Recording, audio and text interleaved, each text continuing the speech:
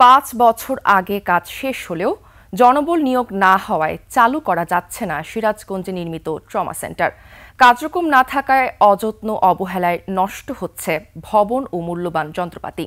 ভবন থাকলেও সেবা না পাওয়ায় স্থানীয়দের সাথে হতাশ সড়ক মহাসড়কে চলাচলকারীরা। সিরাজগঞ্জ প্রতিনিধি স্বপন মির্জার তথ্য ভিডিওতে desk report. Lily beauty soap, যার অ্যান্টি এজিং গুণ তারুণ্য ধরে রেখে ত্বককে করে উজ্জ্বল। তারুণ্যময় উজ্জ্বল ত্বকের জন্য রিমার্ক।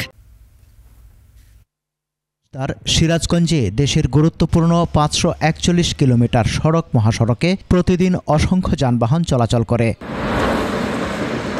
সড়ক দুর্ঘটনায় আহতদের দ্রুত চিকিৎসা দিতে 2019 সালে যমুনা সেতুর পশ্চিম মহাসড়কের মলিবাড়িতে 1.5 বিঘা জমিতে 10 কোটি 79 লাখ টাকা ব্যয়ে নির্মাণ করা হয় ট্রমা সেন্টার। 2020 সালে কাজ শেষ হলেও এখনো চালু হয়নি কার্যক্রম। বন্ধ করে তুলি কি লাভ হবো কি জনগণের? এখানে অ্যাক্সিডেন্ট হলে পারে কাছে যদি হাসপাতাল হয় তাহলে সুবিধা হবে।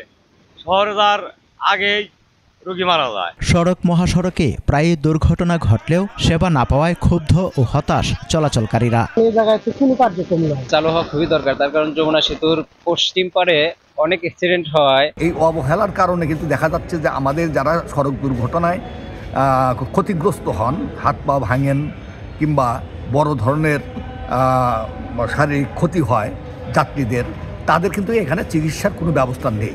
সিরাজগঞ্জ মোড় এবং সয়দাবাদ এটা অ্যাক্সিডেন্ট প্রবণ এলাকা, এমন কোনো দিন নাই যে কোনো অ্যাক্সিডেন্ট হচ্ছে না।